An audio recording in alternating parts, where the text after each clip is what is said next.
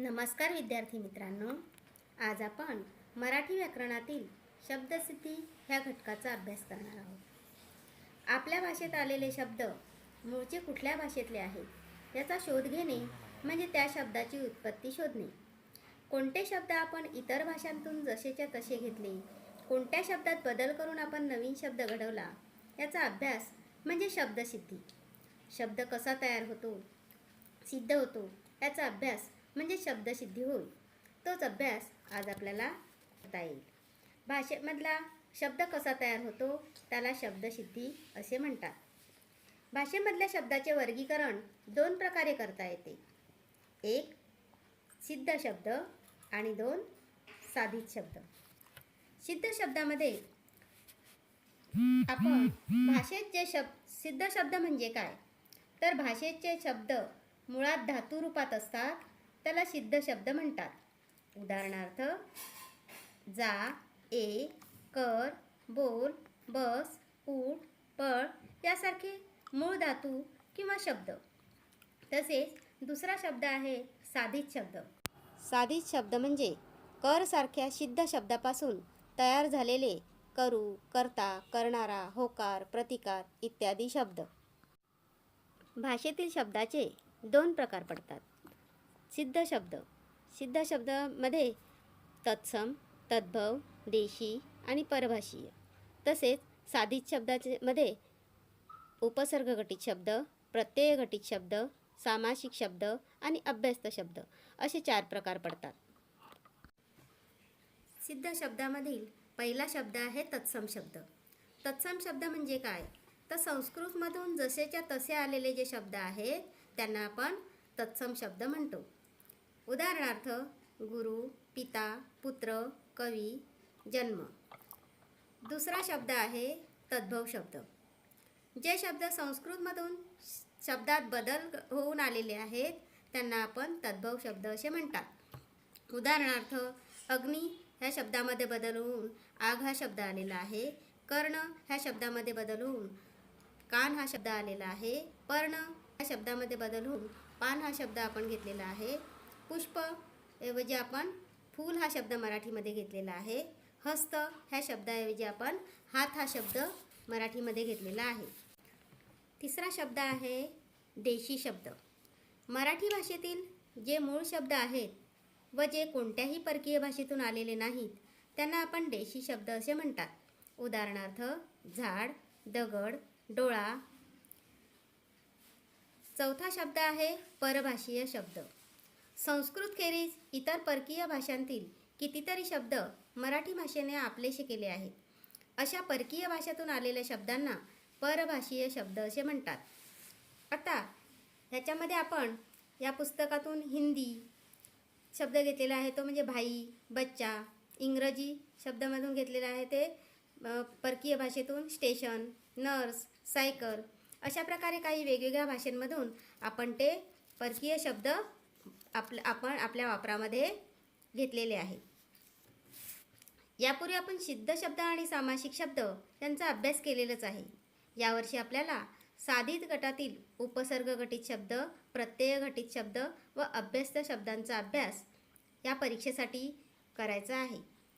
ह्याच्यामध्ये आपल्याला ह्या चौथ्या प्रश्नामध्ये व्याकरणामधील अतिशय महत्त्वाचा प्रश्न कृती ह्याच्यामध्ये विचारली जाते. दुसरा शब्द आहे साधित शब्द. साधित शब्द म्हणजे काय हे तुम्हाला माहिती आहे. धातूच्या पूर्वी उपसर्ग किंवा नंतर प्रत्यय लागून बनवलेले शब्द त्यांना आपण साधित शब्द असं म्हणतो. साधित शब्दापैकी पहिला आहे उपसर्ग घटित शब्द.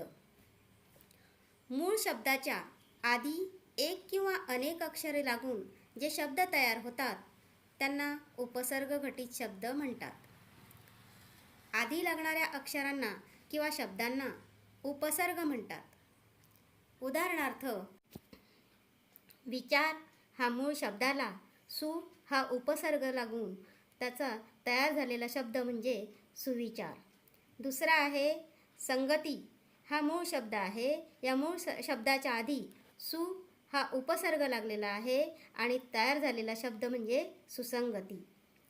गती हा मूळ शब्द आहे. त्याला उपसर्ग लागलेला आहे प्र म्हणजे प्रगती हा शब्द तयार झालेला आहे. शक्ती हा मूळ शब्द आहे. त्याला यथा हा उपसर्ग लागल्यामुळे यथाशक्ती हा साधित शब्द तयार झालेला आहे. जन्म हा मूळ शब्द आहे. आ हा त्याला उपसर्ग लागलेला आहे, त्याच्यापासून आजन्म हा शब्द तयार झालेला आहे. तसेच अतिक्रम, क्रम हा मूळ शब्द आहे आणि अति हा त्याला उपसर्ग लागलेला आहे, त्याच्यापासून अतिक्रम हा शब्द तयार झालेला आहे. उपसर्ग घटित शब्द शब्दाच्या पूर्वी लागतो हे नीट लक्षात ठेवा. साधित शब्दातील दुसरा शब्द आहे प्रत्यय घटित शब्द. शब्दाच्या किंवा धातूच्या पुढे एक किंवा अधिक अक्षर लावून काही शब्द तयार होतात, अशा अक्षरांना प्रत्यय असे म्हणतात. प्रत्यय लावून तयार झालेल्या शब्दाला प्रत्यय घटित शब्द असे म्हणतात. उदाहरणार्थ रसिक, रस अधिक इक, मूळ शब्द आहे रस, त्याला प्रत्यय लागलेला आहे इक. दुसरा शब्द आहे विसराळू, विसर अधिक आळू म्हणजे विसराळू हा शब्द तयार झालेला आहे. बोल अधिक नारा बरोबर बोलणारा. तिसरा शब्द आहे दे अधिक य, ह्याच्यापासून तयार झालेला शब्द म्हणजे देय. चौथा शब्द आपण पाहूया. मूळ शब्द आहे बुद्धी अधिक मान, त्यापासून तयार झालेला शब्द आहे बुद्धिमान. पाचवा शब्द आपण बघूया. मूळ शब्द आहे दुकान अधिक दार, त्यापासून तयार झालेला शब्द आहे दुकानदार. एक लक्षात ठेवा विद्यार्थी मित्रांनो, शब्दाच्या पूर्वी येणारा शब्द हा उपसर्ग घटित आणि शब्दाच्या मूळ शब्दाच्या नंतर येणारा शब्द हा प्रत्यय घटित शब्द. साधित शब्दातील तिसरा आणि महत्त्वाचा शब्द म्हणजे अभ्यस्त शब्द. एकाच प्रकारचे दोन शब्द एकत्र येणे किंवा सार्थ व निरर्थक शब्द एकत्र येणे किंवा दोन विरुद्ध शब्द एकत्र येणे किंवा शब्दांची पुनरावृत्ती होणे, अशा प्रकारच्या शब्दांना अभ्यस्त शब्द असे म्हणतात. उदाहरणार्थ लाल लाल, हळूहळू, तुकडे तुकडे असे काही शब्द आपल्याला पुढे पाहायचे आहे. अभ्यस्त शब्दाचे 3 प्रकार पडतात. 1 पूर्णाभ्यस्त शब्द, 2 अंशाभ्यस्त शब्द आणि 3 अनुकरणवाचक शब्द किंवा नादानुकारी शब्द. पहिला आपण पाहूया पूर्णाभ्यस्त शब्द म्हणजे काय. एक पूर्ण शब्द जेव्हा पुन्हा पुन्हा एकत्र येऊन एक जोड शब्द बनतो तेव्हा त्या शब्दाला पूर्णाभ्यस्त शब्द असे म्हणतात. आता आपण उदाहरण पाहू. एक जोड शब्द, उदाहरणार्थ बडबड. बड हा एक शब्द आहे, त्याला पुन्हा बड हा शब्द पुन्हा येऊन एक जोड शब्द तयार झालेला आहे. दुसरं पाहूया जवळ जवळ. जवळ हा एक पूर्ण शब्द असून सुद्धा त्याला पुढचा जवळ जवळ हा पुनरावृत्ती होऊन जोड शब्द तयार झालेला आहे. हळूहळू, क्षण क्षण, पैसाच पैसा अशी काही उदाहरणं आपल्याला देता येतील. अभ्यस्त शब्दातील दुसरा प्रकार म्हणजे अंशाभ्यस्त शब्द. एखादे अक्षर बदलून येतो. उदाहरणार्थ जिकडे तिकडे, आसपास, जवळपास, उभा आडवा, शेजारी पाजारी, पुस्तक बिस्तक. फक्त काही अंशाचा फक्त त्याच्यामध्ये बदल होतो. तो म्हणजे आता पहिला शब्द बघा, जिकडे तिकडे. कडे हा शब्द तोच आहे, फक्त जी आणि ती ह्या फक्त एका अक्षराचा बदल झालेला आहे. फक्त अक्षर बदलते म्हणजे अक्षरामध्ये बदल होतो. गोड धोड, एखादे अक्षर बदलते त्या शब्दाला आपण अंशाभ्यस्त शब्द असे म्हणतात. म्हणजे काही अंशी बदल होतो, एखादा अक्षर बदलते त्याला आपण अंशाभ्यस्त शब्द असे म्हणतात. तिसरा शब्द आहे अनुकरणवाचक शब्द किंवा नादानुकारी शब्द. ज्या शब्दामध्ये एखाद्या ध्वनिवाचक शब्दाची पुनरावृत्ती होते त्यालाच नादानुकारी शब्द किंवा अनुकरणवाचक शब्द असे म्हणतात. ध्वनी म्हणजे आवाजामुळे नाद लय तयार होते, त्याला नादानुकारी शब्द आपण म्हणतो. उदाहरणार्थ घनघन, झुळझुळ, टिकटिक, कडकड, बडबड, गुटगुटी तुरुतुरु, कडकडाट असे काही शब्द आहेत. त्यांची पुनरावृत्ती होते आणि अशा शब्दांना आपण अनुकरणवाचक शब्द किंवा नानुकारी शब्द असे म्हणतात.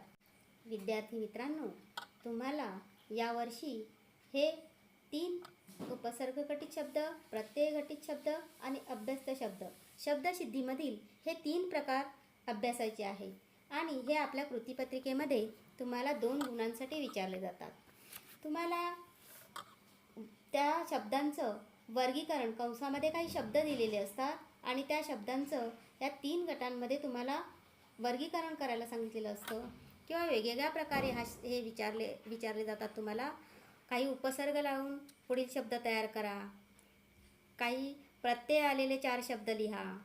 अशा प्रकारचे काही शब्द वेगवेगळ्या प्रकारे प्रश्न तुम्हाला विचारला जातो. बहुतेक तुम्हाला तक्ता दिला जातो आणि त्याच्यामध्येच तुम्हाला 2 गुणांसाठी हा प्रश्न येतो. सर्वांनी व्यवस्थित अभ्यास करा. धन्यवाद.